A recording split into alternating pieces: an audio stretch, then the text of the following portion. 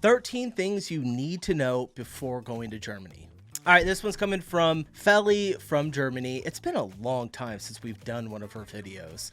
She makes great content, though. I think she was living here in the States and then moved back to Germany, though. I did watch one of her videos separately. It was like an update on her channel. But yeah, I'm curious to see what these 13 things are. I would imagine I might know some of them, but it's kind of hard keeping track with all of your guys' countries and like how different every single country is, the culture. So I'm gonna need this. I am coming to Germany this year, so smash the like button and let's dive in. You want to go to Germany?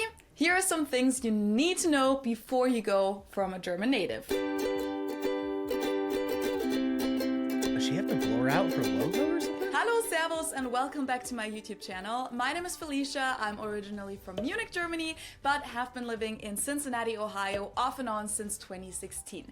Now, traveling isn't really a thing right now, but I know that many of you can't wait until that's going to be possible again. And I know that many of you are planning your future trips in your heads. And for all of you who've always wanted to visit Germany, or even move to Germany, I'm sharing some things that you should definitely know before you go. These are things that I usually tell friends who go to Germany for the first time, but I'm sure that many of you guys could benefit from this as well.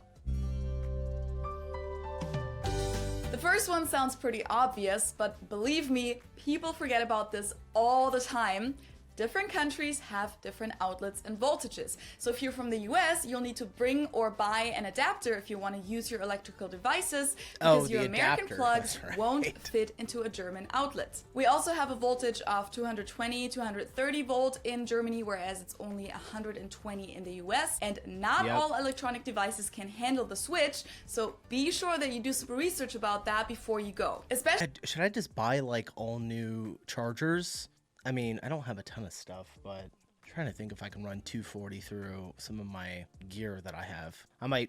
This is actually really important. I do need to check into that. I haven't thought about that one time since I've been planning. Hair dryers and hair straighteners usually don't work with a different voltage. I actually broke a hair straightener once because I tried using my German one in the US and that just made it stop working. What does work usually though is laptops and phone chargers and those kind of things. And even though I am obviously aware that the outlets are different, I totally forgot about it this past Christmas when I went home to be with my family, because I got a new laptop recently in the US that came with an American charger, and I totally forgot that for the first time ever I would need an adapter that goes from American plug to German plug and not the other way around. But luckily my dad has a bunch of travel adapters and one of them actually fit. Then of course we also use a different currency in Germany. It's the euro, just like in many other countries in the European Union. And at least compared to the US, we also use a different measurement system, the metric system with kilometers instead of miles, etc. Even though the US really is the odd one out here. Yeah. I think one of the only countries that uses the imperial system. Store hours. The next point causes a pretty big shock for many people. Okay, this is like so different everywhere. Literally everywhere. Every country. The store hours are just, I don't know how you guys keep up, especially if you're traveling across all of Europe. Visit Germany for the first time. Stores are closed on Sundays, even grocery stores. So make sure to plan ahead because... Okay, I had no idea. Grocery stores are closed on Sundays? All right. I thought for sure I was going to watch this video and I was like, I probably know a lot of these. No, first two already. The only places you'll be able to find any groceries on a Sunday are stores at train stations and gas stations. This has like a Christian background, but it also has to do with workers' rights. In Germany, we believe that everyone should be able to get a rest day on Sunday and spend time with their family. Restaurants, movie theaters, and those kind of things are usually open though. Okay, cool.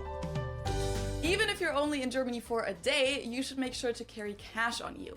Germany has a pretty big cash culture, and there might be quite a few occasions where you won't be able to pay electronically, like when you want to get something at a bakery, a kiosk, small stores that don't accept card payments, or things like parking machines. You can either get some cash from the ATM in Germany, but be aware that there will probably be an ATM fee and a currency conversion fee if your bank account isn't in euros, or you can also ask your bank at home to get some euros to you before you leave.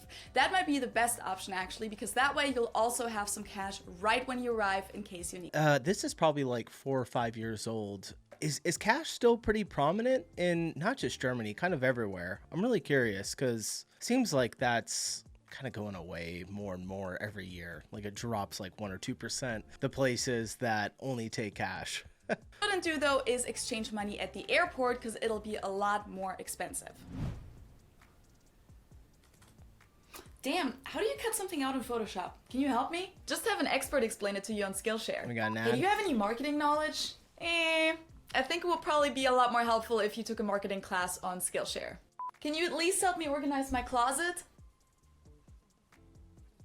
Okay, all jokes aside, before I tell you what you need to know about driving in Germany, I'd like to introduce today's sponsor. Sponsor is Skillshare. It's actually pretty cool. I put a course on there a long time ago when I used to run a photo booth business. And I had a photo booth course on Skillshare. Because the first 1,000 of my subscribers to click the link will get a free trial of premium membership so that you can explore your creativity. And even without that offer, it's less than $10 a month with an annual subscription.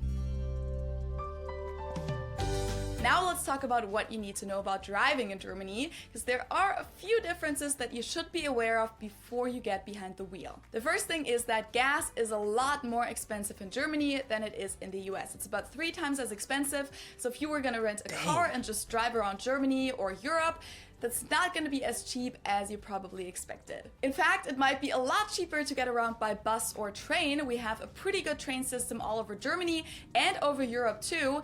And especially if you're just staying within one city in Germany, public transportation might be a more convenient and less stressful option for you too, because traffic can be a little crazy, the drivers can be aggressive. But Germany is like Germany and Austria are like 2 of the countries that I really want to drive through. And it's because we watched someone drive through it and it looked so beautiful and the roads looked really cool. And I want to drive on the Autobahn. I know we've done tons of videos on the Autobahn, but I think it's just something I gotta experience. And parking in a German city is usually a nightmare. When you need to get gas, you should know that you pump first in Germany and then pay afterwards. And you don't usually pay at the pump, but you'll have to go inside afterwards to do so. The regular gas in Germany is called Super, but of course you can always look at what it says inside of the gas cap as to what kind you should put in the tank. Then of course there are different driving laws in Germany, so be sure to check those out before you get on the streets. 2 major things are that you can't turn right on red, and you always need to watch out for cyclists and pedestrians, especially when turning right. I found that that's not really something that people learn in driver's ed in the States, because in many American towns, people walking or riding their bike isn't really a thing. For everything else, like the street signs, speed limits, and driving on the highway, the Autobahn, you can check out my video on driving if you want to learn more. Okay.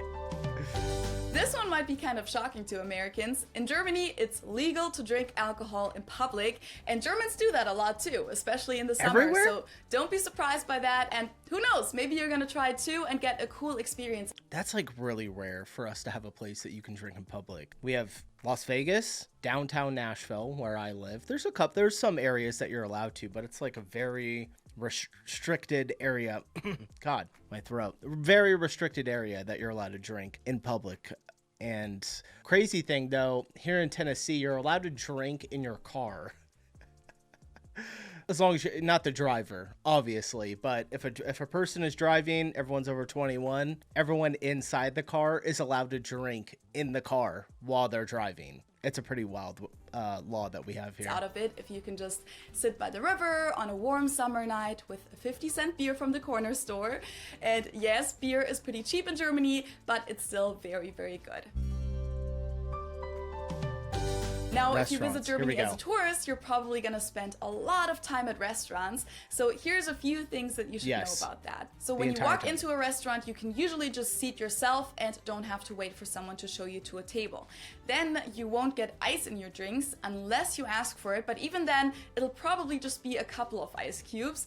The sizes of drinks are also... You can seat... what if you go to like a really obviously I would assume if you're going to like a Michelin star restaurant, you don't seat yourself, or like a really nice restaurant, do you not seat yourself? But just the casual places, you're allowed to seat yourself. We have that only in diners. That's really the only place you're allowed to seat yourself, and not even too often pretty there. small in comparison to the States, just like almost everything in Germany. And water is not free at German restaurants, so if you order water, you'll usually get bottled water, either still or sparkling, which Germans are huge fans of. Once you're done, you have to ask the waiter for the check. They won't bring it to you automatically, and you're probably gonna have to flag them down because they're not gonna check on you all the time.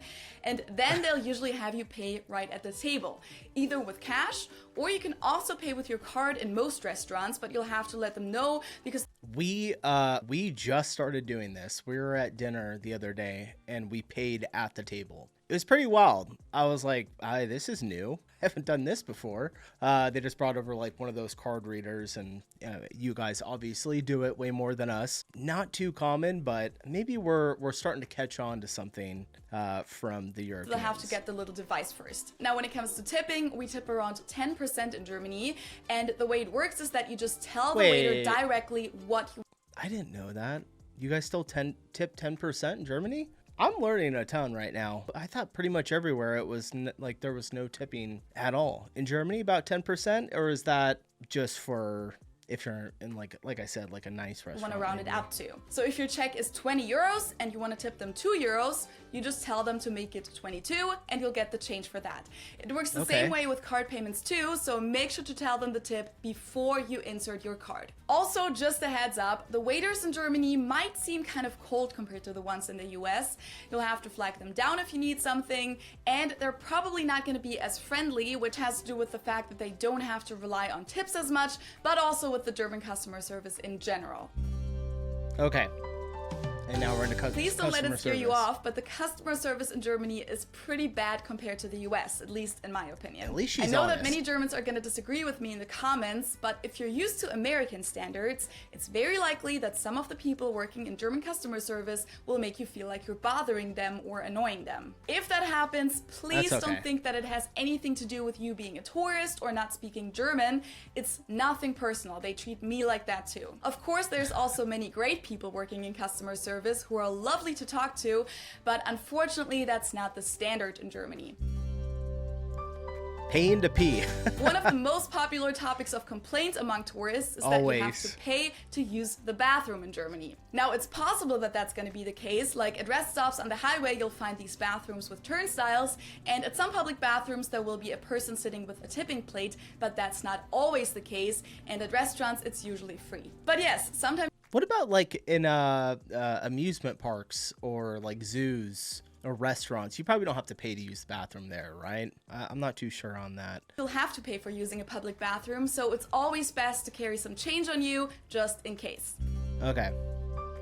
German rules. Germans like rules, and they like to follow the rules, and that includes stopping at a red pedestrian light. So, no jaywalking in Germany. And by that I mean that you won't see a lot of Germans jaywalk, and many of them don't like it when others do it either. Which, by the way, applies to other rules too. You may even get reminded by strangers to follow the rules. Besides the whole no jaywalking thing, some of these rules are to stay right on escalators to let people pass on the left.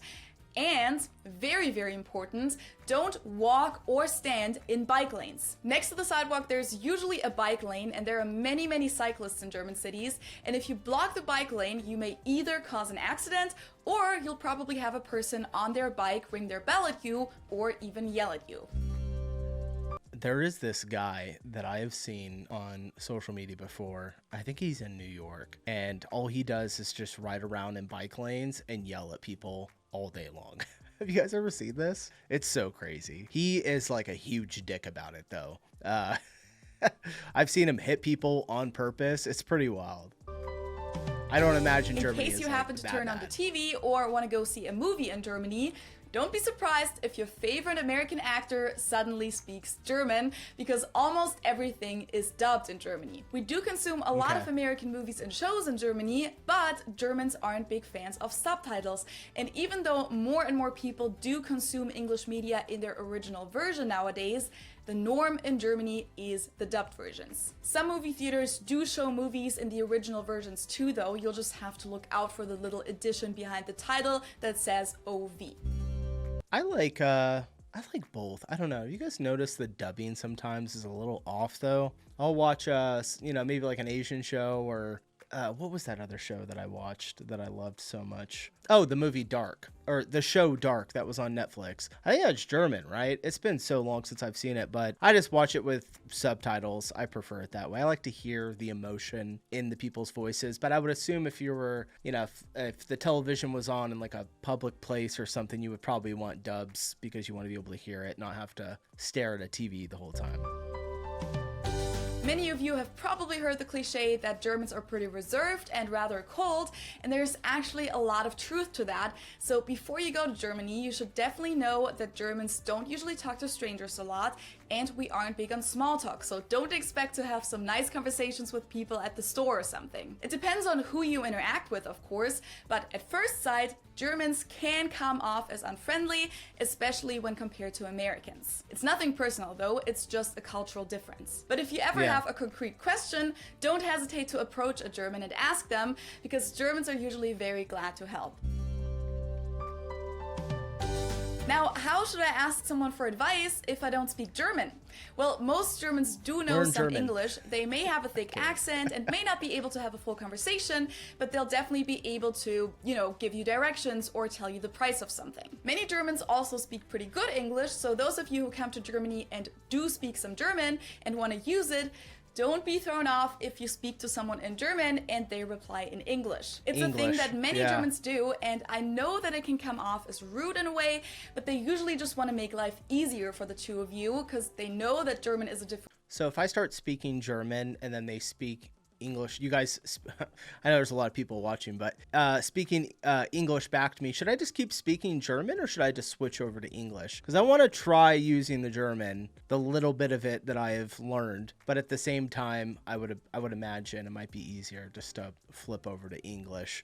Also, they have, one thing is the AI glasses that they have with the cameras now has all of the translators built into it, and then so do like a lot of headphones. I was wondering if I should use that as well, or does that seem rude? I'm kind of on the fence about it. Like, they're able to talk directly to you, anyone in a different language, it'll pick it up, speak it into your ear, and then you can respond back. I think you respond, you just talk, and then you hold up the phone and it explains what you said in that language. It seems helpful, but at the same time, I'm not too sure. I guess if somebody doesn't speak English at all, I would probably use it. But if they speak English, just language, switch to that, and if they think that their English is better than your German, they may think that they can make the conversation more efficient by switching to English. So please don't be offended by that. If you really, really want to practice your German, I'm sure you can just ask them to stick with German.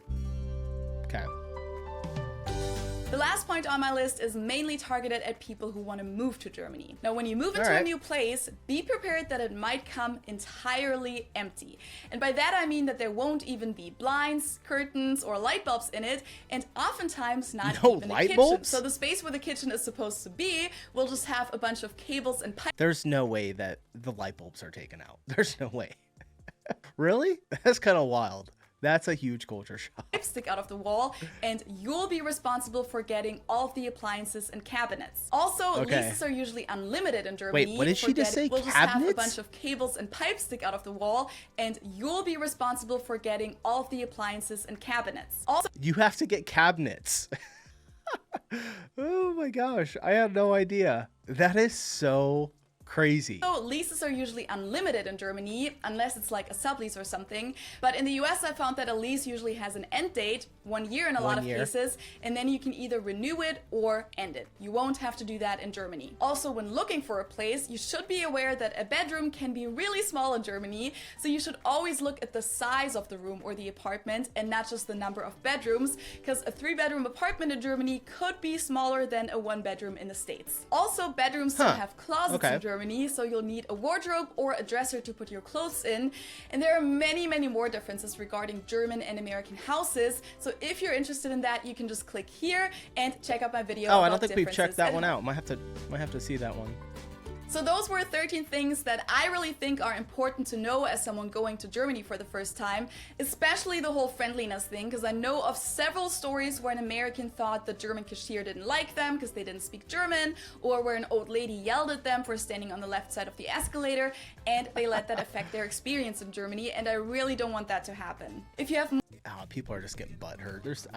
That's not going to be me. I can tell you that much. But I could see how some Americans might view it, especially with the just culture so different. So, all right, that was really good. I learned quite a bit. I was not ready for that. You guys go show Feli some love. I'll have her channel linked down below along with the video. And yeah, I'm gonna get out of here. I'll see you guys in the next one. Peace.